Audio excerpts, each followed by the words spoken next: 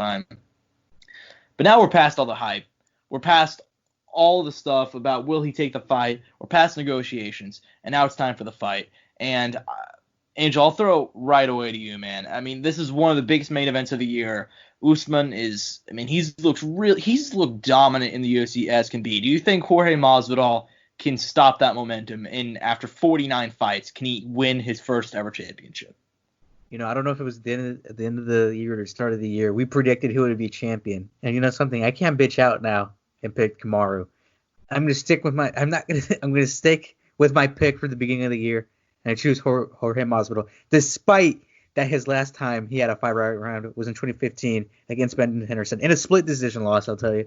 Despite that the last time he was submitted was in 2009 and the last time he was TKO'd was in 2008. I have faith that Jorge Masvidal has a good chance in this fight. Now, do I think this is the good choice? No, but I'm a man of my word, and I will stick through it with Jorge Masvidal. Well, you are a man of your word. I don't remember if I picked Masvidal to end the year as champ. For sure you didn't. I forgot who you did. I think I might have picked Usman, but I'm such a fucking MMA hipster. I probably picked Leon Edwards or something. I don't even remember. I wouldn't doubt it. I deleted. I don't know. I might have. I mean, I deleted all that whenever this whole COVID situation went down because it's not really fair to talk about. Like, we still have our predictions thing going because that's fair enough to talk about. It's a week-to-week thing, but like we predicted all that at the start of the year, which it's not really fair because of all COVID stuff. But anyways, listen, man, I thought Gilbert Burns, honestly, I thought he presented a bigger challenge to Kamaru. Man, I got to be honest. Just Gilbert Burns was so well-rounded in every single area. He had dynamite in his hands. He had phenomenal striking. He had a phenomenal ground game. He could have the stamina to go to 5 rounds.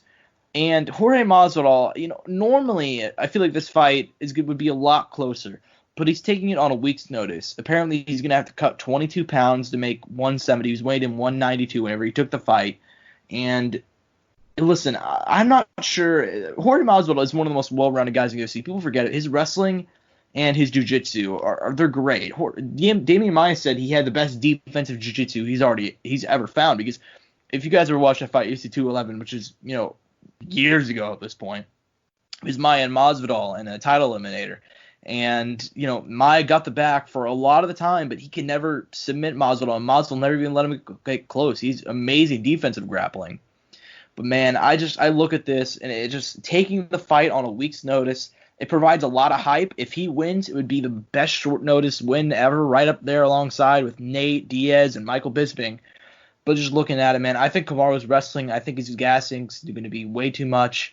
I think his pressure is going to be too much. I think Usman, I don't know if he gets a late finish or a decision, but I know I got faith in Usman that he's going to get it done. And listen, man, if he wins this, Usman should be probably a much bigger star than he actually will be. I mean, beating Masvidal and Covington back-to-back when those two were some of the most hyped guys in this division, that would make a huge statement, and that's exactly what I think he does in the main event. I think there's potential for a late finish there.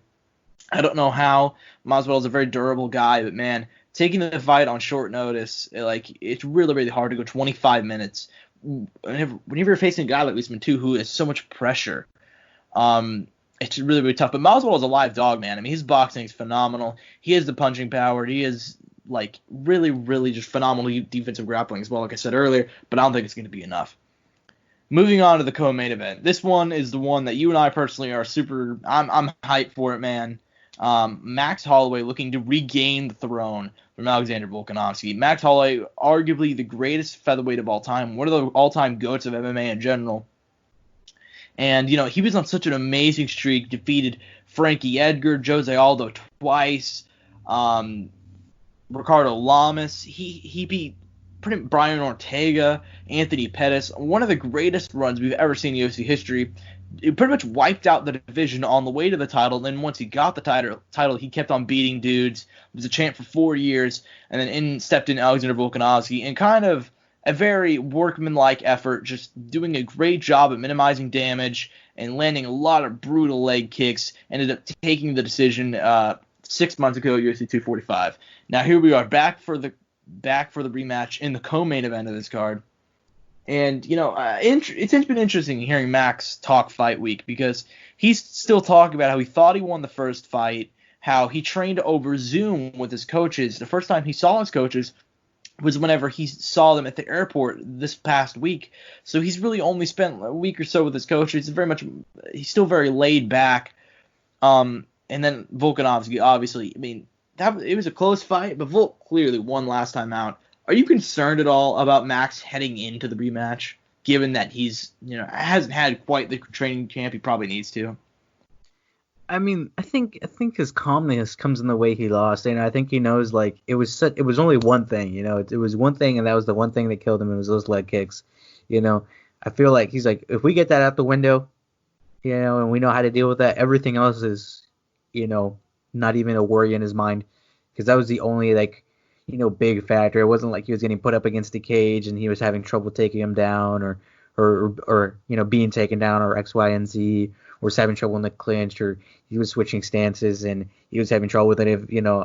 I feel like maybe Volkanovski has more things to worry about going into this fight now that he is coming into it, because it's like, well, now this guy knows me, now that we've been in there. He knew I only had one trick, going into it. Now I need to change things up. Maybe that's where his confidence or his, calm demeanor comes in. Well, with Volkanovski, man, I feel like the leg kicks were such a big part of it, but I feel like Max was just, it's hard to say. Like, anytime Max got momentum, he would get hit with a leg kick, and Volkanovski, he would set little traps, and anytime, like, Max tried to move forward, he would walk right into a right hand or a leg kick or just something hard, man. He had major issues with that. It was more than just the leg kicks, but that was the physical manifestation of all that was happening. But even then, man, like, people really forget how close that fight was down the stretch. I've seen a lot of people online. Volkanovski said that it was a super close win, not super close win, like a clear win. Like, it wasn't even close. And I'm like, man, the judges gave the last 2 rounds to Max. Max outstruck him in the last 2 rounds. And a lot of big part of that was whenever he started switching stances. And at first, it probably seemed like he did it due to leg kicks. But whenever he started switching southpaw, going back to orthodox, he was throwing a lot more stuff. And he actually outstruck Volkanovski in the head overall, into the body overall. But in the last 2 rounds, he outstruck him pretty clearly. I gave him the last 2 rounds, 3-2 for Volkanovski. But man, I for some weird reason, but listening to Max talk this week, seeing his focus, and hear him talk about how determined he is to get back to that. Because Max, as a champion, he was dominant, but as a challenger, he was fucking relentless. And like, he wiped out the division on the way, and now he's in that challenger role again for the first time in such a long time. And I don't know why. I feel like Max is probably playing coy, man. I don't believe that he trained over Zoom entirely. I think it's going to be the blessed era and new, and he's going to be the champion after Saturday night. Who do you got in the rematch? Volkanovski versus Holloway. Once again, man, like, I'm a man of my word. I picked Max to come back and win. When the fight is started, I said he would be champion again by the end of the year. And look, we got that fight again. It happened. And, I have faith in him. I think all the factors, he can deal with, and like you said, it was a close fight. And I think if anybody could do it at this point in that division, it'd be Max. And I'll ask, do you think that if Holloway wins, do you think there's an immediate trilogy similar to the kind of DC Stipe situation going on?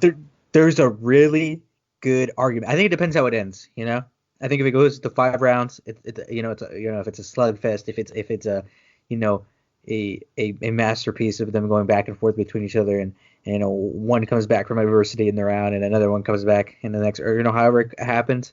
But if let's say if one of them comes out and knocks out the other, I think they'll whoever it is, they probably want them to rebuild and then they'll come back for that shot again. But it's dependent on how it ends. Yeah.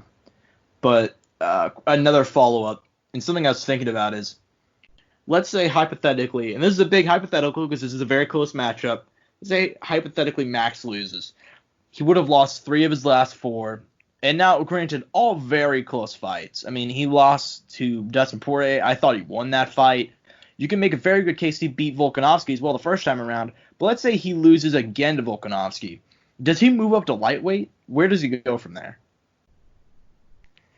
I mean, it's dependent. I think it's dependent of him. I don't know if I would want him to leave featherweight. I feel like there's so many good fights there to be made, and and there's some killers at lightweight right now. And then plus that, he would have to rebuild and get himself in that kind of shape to find a success in that division. Which I mean, I don't doubt him and his ability doing that, but it would take a little bit for him to get there. And I mean, like I said, to be all dependent on him, but I think the featherweight division is good for him, and I feel I personally like him to stay there just because I like the matchups there. Yeah, and I think if he's going to move to lightweight, he probably needs to put on a lot more muscle, man. I mean, Dustin Poirier looked like a whole another weight class whenever they fought, man. Like Max, he still looked like a 145er whenever he fought Dustin. And part of that was that fight was pretty short notice. I think they took it on like a month's notice. That card was really cobbled together, if people remember. It was used 236, 2 interim title fights. That card was amazing, but still. If he goes up to lightweight, he probably needs to put on more muscle. But we're talking about Max going up to lightweight. Let's talk about Jose Aldo moving down to bantamweight in the third title fight on the card. In my opinion, it's the one I'm most excited for, and that sounds weird, but you have this old veteran in Jose Aldo who was, again, you could make a case, he's a featherweight GOAT. You can put him in the GOAT conversation in general, the longtime champion. And now he's moving down to the bantamweight. He did it last December, faced Marlon Moraes, and, a very close fight. He did come out on the losing side, though, and now he's thrust into this title shot situation against Peter Yan. And Peter Yan, he's the rising man in the division. He's been crowned. He's the uncrowned champion in that division by a lot of people for a long time. And, his last 3 wins, Jimmy Rivera, John Dodson, and Uriah Faber, those are 3 damn good wins. Granted, Uriah's a bit on the older side. John Dodson, a bit out of his prime. Jimmy Rivera's been struggling as of late, but still 3 damn good wins regardless. I'm just going to throw it straight to you, man. Like, I'm really hyped for this fight. It's a very close fight. It's going to be a very fun striking matchup. But who do you got? Do you got the old veteran in Aldo or the young rising prospect in Peter Yan?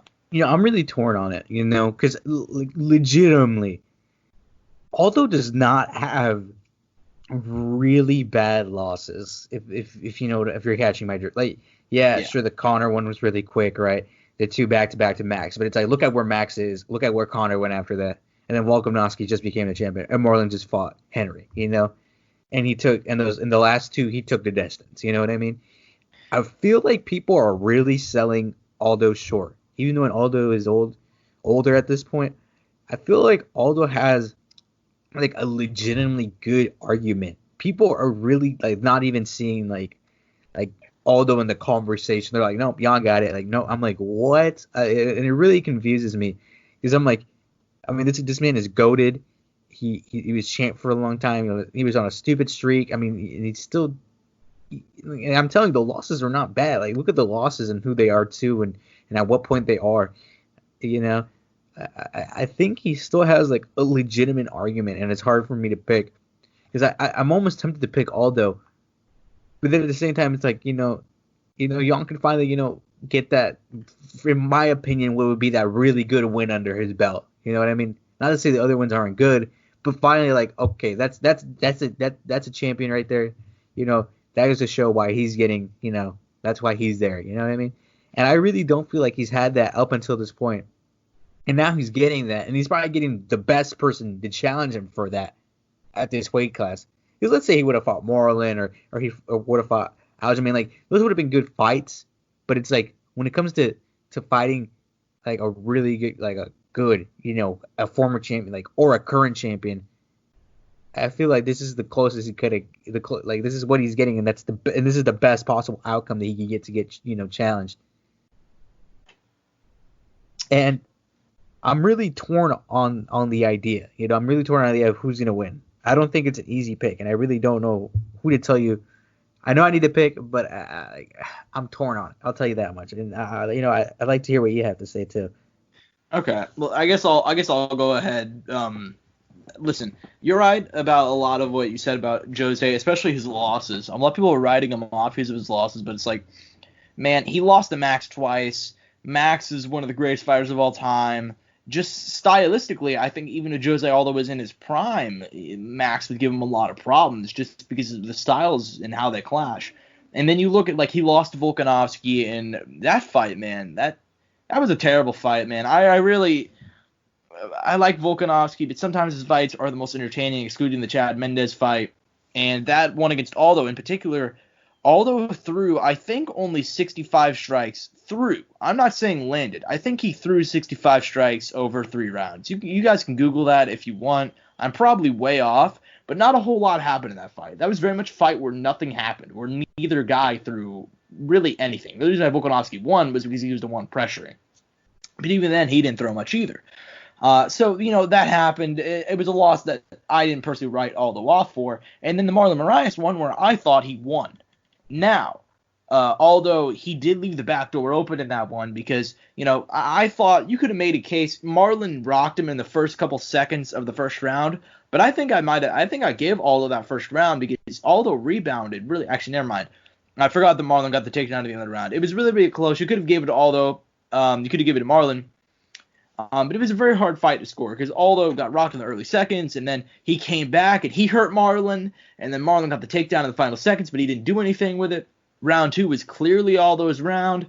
Round 3, Aldo, dominated pretty much the first couple minutes. In the final 2 minutes, Marlon started throwing some strikes. Not a whole lot of them landed, but he was the one who was pressuring and throwing more.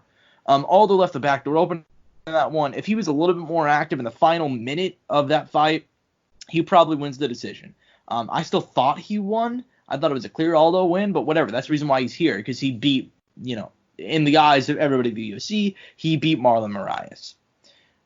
Petr Yan is a very amazing striker. I'm talking this dude is one of the greatest strikers in the UFC. The way he dismantled Uriah Faber is just listen. It's not the fact that he beat Uriah Faber. He's beating a 41-year-old Uriah Faber at this point in his career. This is the most insane thing. I mean, Uriah lost to Jimmy Rivera. He lost to Dominic Cruz before he ended his career. Like, he was not the greatest fighter. He was still a top 10 guy, but I mean, he beat Ricky Simone. I'm not sure if you run that one back if Uriah would win it again. But still, I mean, we're looking at how he beat him, and he beat the shit out of Uriah Faber. It wasn't even close. No part of it was close. He dominated him for 3 rounds, and I think he might have been the first guy to finish Uriah Faber with strikes. Actually, second one. Renan Barão beat him at UFC. I think it was 149 with strikes, but outside of that, nobody beats Uriah Faber. Nobody knocks out Uriah Faber. He put him to sleep. Even Renan Barão just TKO'd him. And then he beat John Dodson. He's beaten a lot of guys, but you're right, man. Aldo is far and away the best person that Petr Yan will have faced in his career. Jimmy Rivera's been on a slump, and he gave Petr Yan a hell of a fight, man. Like, he gave him a hell of a fight. John Dodson's a bit past his best. He's in his mid-30s now, and he also nearly finished Petr Yan. A lot of people are saying it's just a clear win for Petr Yan, and he is the favorite. But, man, I can't watch those Jimmy Rivera and that John Dodson fight, seeing him nearly get finished by John Dodson and seeing Jimmy Rivera pressure him and do really great for 3 rounds and not think, damn, Jose Aldo is going to be so much bigger than him. If he cracks him, we could be talking about a whole new fight. But with all that being said, I just think Jose Aldo's kind of in a point in his career, and it's something I've noticed in his last few fights. It looks like, it's 2 fights. It's a 2-fight example. It's only 2 fights to kind of draw on, but it's his last 2, and it seems like his killer instinct may be gone. I don't want to judge the guy too much, but even at the Volkanovski fight, he could not pull the trigger. In the Marlon Moraes fight, he left the back door open because he didn't pull the trigger enough. You know what I mean? Like, he didn't do all that much in the final minutes that would have warranted getting him the win. And part of the reason, you can make a case, the only reason why I pulled the trigger in the first place was because Moraes was pressuring him, and he had to throw back. Volkanovski, he never threw. And I think if he does that against Petr Yan, man, it's going to be a bad night for him. Petr Yan's a younger guy. He probably has the better gas tank. And I'm going to take Petr Yan via maybe a late finish. I'm talking round 4 or 5, or potentially a decision. I think Jose Aldo is going to do very good in the early parts of the fight, but I got Petr Yan winning down the distance. I've bought you 5 minutes of time, Angel. You got to give me give me some more. You did. I was thinking. All right. And I agree with everything you said, and you're right. Now looking back to those Aldo fights, there was a lack of that it factor for him, of going for it, and it's not to say he doesn't have it in anything he doesn't have it in him anymore, but oh man, it's definitely a thing, and you're right, it's time for a new era. I think it's Jan's time too.